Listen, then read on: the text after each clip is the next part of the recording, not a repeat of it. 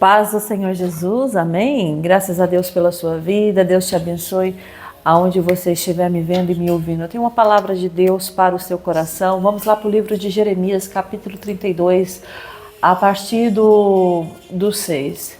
A palavra de Deus diz assim: O Senhor dirigiu-me, e Jeremias disse, o Senhor dirigiu-me a palavra nos seguintes termos: Anamiel, filho de seu tio Salum, virá ao seu encontro e dirá: compre a propriedade que tenho em Anatote, porque sendo o parente mais próximo, você tem o direito e o dever de comprá-la. Conforme o Senhor tinha dito, vou repetir, 32:8 de Jeremias. Conforme o Senhor tinha dito, meu primo Anamiel veio ao meu encontro no pátio da guarda e disse: compra a propriedade que tenho em Anatote, no território de Benjamim, porque é seu o direito de posse e de resgate. Compre-a. Nós estamos aqui a ver a história de Jeremias, que estava preso. Ele estava preso porque ele estava profetizando para o rei Zedequias que o tempo dele, o reinado dele estava chegando ao fim, que eles seriam sitiados, a cidade seria sitiada, o reinado dele seria invadido pelo rei da Babilônia, Nabucodonosor. E Jeremias, por falar a verdade, ele foi encarcerado, ele ficou preso lá, no pátio da guarda. Só que o Senhor falava com Jeremias. Não importa o lugar onde você está, não importa o país onde você esteja, Deus, ele fala com aquele que tem comunhão com ele. Se você tem comunhão com o Pai fala com você. Independente aonde você esteja, o Pai fala com você. Jeremias estava preso. Poderiam prender os seus braços, prender as suas mãos, prender os seus pés, mas não poderiam prender a intimidade que ele tinha com Deus. Então Deus o visita e diz: Jeremias, vem aí o seu primo Anamiel, o seu primo que é filho do seu tio Salum.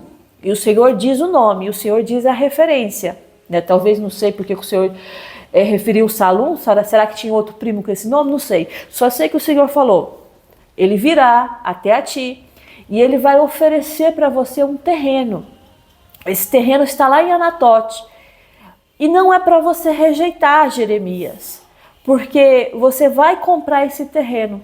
É seu e eu quero mostrar para esse povo. Por que o Senhor queria que Jeremias comprasse esse terreno?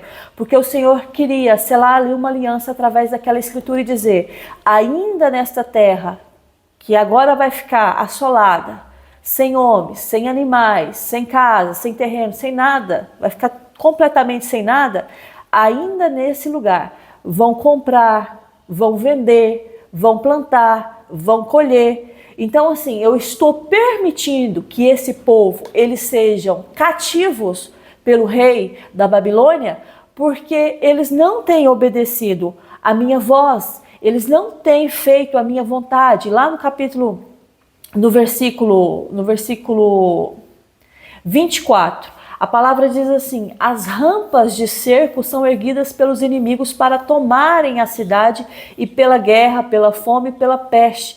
Ela será entregue nas mãos dos babilônios que atacam. Cumpriu-se aquilo que disseste, como vês. Ou seja, a palavra de Deus, ela não cai por terra. E o Senhor disse assim para Jeremias: Jeremias, eu sou o Senhor, o Deus de toda a humanidade. Eu tenho comando, eu tenho domínio, eu mando em tudo, eu domino tudo, né? Deus está dizendo assim: eu vejo todas as coisas. Há alguma coisa difícil demais para mim, Jeremias? Não há nada difícil para o teu Deus.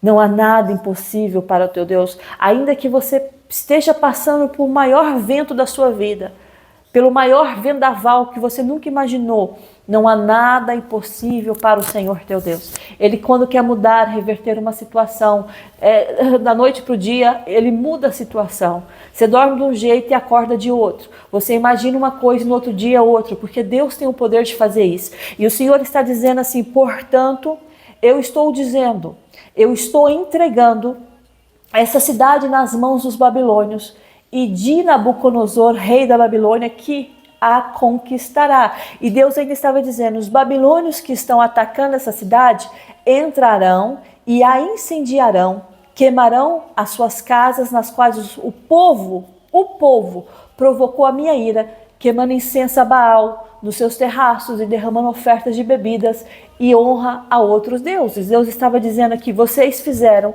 tudo aquilo que eu não admito, vocês fizeram tudo ao contrário daquilo que eu ordenei, as minhas ordenanças. Então eu estou permitindo. E lá no 36, seguindo o 41, o Senhor está dizendo, aí o Senhor muda, o Senhor fala assim, esse povo, eu serei esse povo, então eu quero que você compre esse terreno, porque vai chegar um momento que eu serei o Deus deles e eles serão o meu povo. Darei a eles um só pensamento e uma só conduta, para que temam durante toda a sua vida para o seu próprio bem e dos seus filhos e descendentes. O Senhor estava dizendo para Jeremias, Jeremias, eu faço uma aliança com esse povo, mesmo eles não fazendo aliança comigo.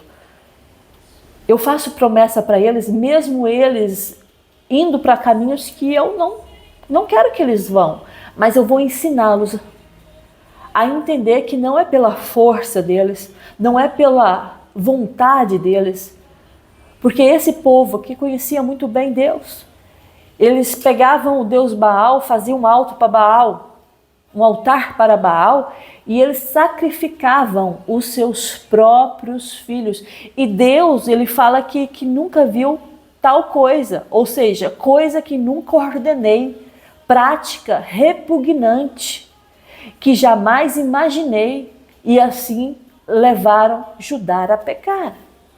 Deus está dizendo, o que eles estão fazendo, eles estão contaminando o povo. Então, eu vou tirar essa contaminação. E eu vou permitir o inimigo entrar. E eu vou permitir ser afrontado. E eu vou permitir ser tocado. Porque tem pessoas que você pode falar uma, você pode falar duas, você pode falar três, não vai mudar. Ok? Você pode falar quantas vezes for, a pessoa não vai mudar. Eu não sei, às vezes você está num relacionamento que você já falou, você já disse, muda, Deus tem uma obra na sua vida, a pessoa não muda. Aí você fala você fala 1 ano, 2 anos, 3 anos, 4 anos, 5 anos, 6... Gente, tem pessoas que estão no casamento 20 anos pregando a palavra para o homem. Mas não é pregando, insistindo não, pressionando não, no seu comportamento, porque você não convence a pessoa só no falar, você convence a pessoa pelas as suas atitudes. Porque falar todo mundo pode falar, mas fazer não são para todos, só para aqueles que realmente têm compromisso com a palavra. Então, às vezes você está num casamento, você está aí 20 anos. 20 anos tentando. 20 anos correndo contra essa dificuldade, esse problema, e você não vê, sabe? Só que Deus está falando, eu vou mudar. Aí você quer entrar, só que o nosso problema é que a gente quer entrar no trabalhar de Deus. E quando a gente entra, a gente está atrapalhando. Em vez de ajudar, a gente está atrapalhando. Então, quando Deus fala assim, eu vou tocar, eu vou tratar, não é pro mal da pessoa, é pro bem dela. Quando o Senhor permitiu Jeremias profetizar para o rei Zedequias e para todo o povo, Deus não queria o mal deles. Deus queria que eles mudassem para a salvação da alma deles. Então, muitas das vezes a gente quer atrapalhar o trabalhar de Deus. Ai, Deus, não faça isso. Ai, Deus, não toca desse jeito. Isso vai doer muito. Ei, deixa Deus tocar. Deixa o inimigo atacar. Deixa o vento vir. Entende? Porque só assim a pessoa vai entender que não é pela força dela, não é pela vontade dela, não é pela sabedoria e o conhecimento que ela tem, não. Não é pela inteligência que ela acha que é mais, não. Quando ela sentir o tocar de Deus, o tratar de Deus, ela vai começar a refletir e pensar, realmente, eu não posso nada, eu não sei nada. Eu não consigo sequer me levantar da cama se Deus não for comigo. Deus está dizendo para você, Não atrapalhe o trabalhar de Deus. Você que orou, você que está pedindo, Deus muda essa pessoa, Deus muda esse comportamento. Aí o vento vem, o vento balança. Aí só balança um pouquinho o barco. Aí você fica assim, não, a pessoa não pode cair daí, senão morre afogada. Ei, Deus tem o comando das águas. Deus tem o comando do vento. Deus tem o comando desse barco, Ele está no barco. Só que você tem que confiar nele. Confia desconfiando, entrega não entregando.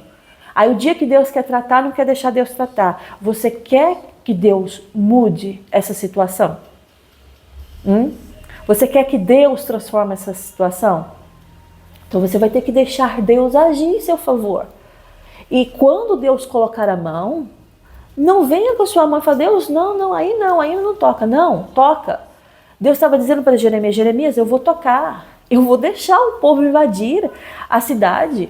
Eu vou deixar o povo, os babilônios invadirem. E eles vão ocupar, eles vão incendiar, vai queimar tudo. Por que Neemias, depois de muitos anos que se passaram, Neemias voltou para reconstruir os muros de Jerusalém? Aquilo estava tudo arruinado, tudo queimado, destruído. Porque o próprio Deus permitiu. E olha que o povo voltou humilde. Voltou reconhecendo que somente Deus podia fazer, somente Deus era o Deus verdadeiro.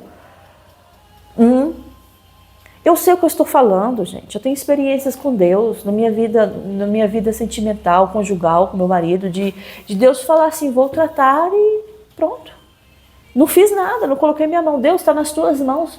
E era cada vento, era cada movimento. Falei, gente, de onde que vem isso? E Deus, você não me pediu para tratar, para cuidar, para transformar? Aí Deus está dizendo para você, eu estou vindo. Você não está vendo? Aí você fala, ai Deus, que luta, eu não saio dessa luta, parece que nada muda. Ei, você está no vento. Porque Deus está permitindo você estar, essa pessoa está no vento com você, porque Deus está tratando. Ai Senhor, mas trata com ele, não comigo. Mas você está aí do lado. Já viu quando está ventando? Você já viu quando está ventando, o que acontece? O vento não vai só pegar, vamos dizer que tem lá 10 pessoas, só uma vai sentir o vento? Não, todas vão sentir o vento. Porque o vento está passando naquele lugar. E com você não é diferente. Você está sentindo o vento porque você está do lado dessa pessoa. E essa pessoa, ela está sendo tocada e você está sentindo isso. Só que você tem uma resistência diferente. Enquanto o povo estava temendo, Jeremias estava lá tranquilo, lá no pátio da guarda, fazendo o quê? Comprando terreno, gente. Quem é que pode uma coisa dessa? O país sendo sitiado, o povo sendo sitiado e Jeremias lá, comprando terreno. Por quê? Porque tinha comunhão com Deus. Quando eu tenho comunhão com Deus, eu não preocupo o meu coração. Posso ter aquelas preocupações assim da ansiedade do dia a dia, isso é normal, todo mundo tem. Mas eu estou falando daquela preocupação de falar assim, será que Deus está fazendo alguma coisa que preste? Será que Deus está agindo aqui? Porque parece que não. Tem pessoas que pensam assim. Mas Jeremias estava confiante. Não, se Deus está mandando eu comprar, eu vou comprar. Se Deus está pedindo para eu possuir, eu vou possuir. Independente do que vai acontecer amanhã. É Deus que está no controle.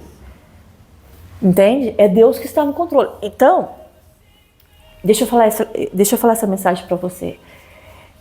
Você vai estar sentindo o vento porque você pediu movimento, você pediu mudança. E para tudo mudar tem que ter uma ação. Para ter uma reação tem que ter uma ação. Então você falou, Deus, não dá, dessa forma não dá. Aí você está vendo que o vento está vindo e você está sentindo o balançar do vento. Mas por que eu tinha que ser tocada? A pessoa que está ali, que está fazendo ali, tem que ser tocada. Mas você está do lado, você está na mesma casa. Deus, quando começou a tratar com meu marido, eu também senti o vento. Ele era tocado, mas eu estava lá e estava presenciando tudo. E querendo ou não, a gente sente isso. Entende? A gente sente, porque a gente está mesmo ao lado da pessoa. Então Deus está dizendo para você, deixa eu tocar. Deixa eu fazer conforme o que eu acho que vai ser melhor para você e para sua casa. Deixa eu agir. para de colocar a sua mão, para de dar opinião para Deus. Deus não precisa da sua opinião. Deus precisa que você confie inteiramente de coração. Talvez você esteja aí, quer negociar algum negócio, quer comprar algum imóvel, e depende de parentes, herdeiros, e esses herdeiros, eu sei como é, que eu trabalho com imóveis, eu sei como funciona. Um está de acordo, mas vamos dizer que tem lá, vamos dizer que são 5 herdeiros, 4 estão de acordo, mas sempre tem um que não está. E às vezes você está passando por isso, tem pessoas que estão fazendo a sua vida difícil. E você, como Jeremias, você tem o direito daquilo. É seu por direito. O direito é seu, a prioridade é sua. Só que a pessoa está dificultando a sua vida. Deus está falando para você, não faça conforme a sua inteligência, não. Não ensine Deus a trabalhar. Sabe por quê? Porque você vai ver que Deus vai tocar, o vento vai passar. Você vai sentir o vento também, porque você está aí perto da pessoa, você sabe o que está se passando. Mas o vento não é para te derrubar. O vento é o vento do Espírito, é para você sentir que Deus está no negócio. Enquanto a outra pessoa não vai sentir da mesma forma que você, porque você é diferente, você é o Jeremias da história. Você não é o rei Zedequias aqui da história que era malandro, né? Só queria ouvir coisa boa. Não, você é o Jeremias da história. Então você vai sentir só o Jeremias sentiu o vento quando ele estava profetizando, coitado. Ele estava profetizando e estava lá preso também. Ele estava sentindo o vento, mas o vento não derrubava. O vento não vinha para trocá-lo e derrubá-lo. Não, o vento era só para confirmar para Jeremias: Jeremias, sou eu, Deus verdadeiro, que estou te usando. Só era uma confirmação para Jeremias que Deus estava usando ele. E com você é igual, você é o Jeremias da história. O vento está vindo também, mas não é para te derrubar. É só Deus confirmando e falando para você: eu já ouvi a sua oração, sinta o meu vento. E eu estou agindo lá naquela causa que você colocou na minha presença. Eu estou entrando lá onde você não pode entrar. Eu estou mudando os corações que você não pode mudar.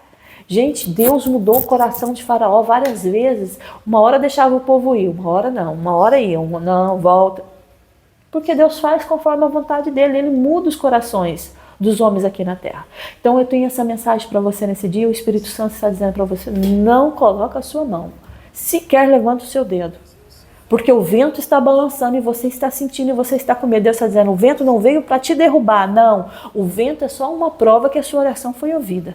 O vento é só uma prova que eu estou nesse negócio e eu vou tocar e eu vou ensinar. Que não é do jeito dessa pessoa, é do meu jeito, é no meu tempo, é na minha hora. Essa é a palavra de Deus para você, eu espero que você tenha compreendido, tá bem? E quando Deus te dá uma ordem, não temas, não temas, não temas. Tem ordens do Senhor que parece ser loucura, tipo assim: ó Senhor, eu vou comprar um terreno logo agora que a cidade vai ser sitiada, tudo vai ser destruído, incendiado.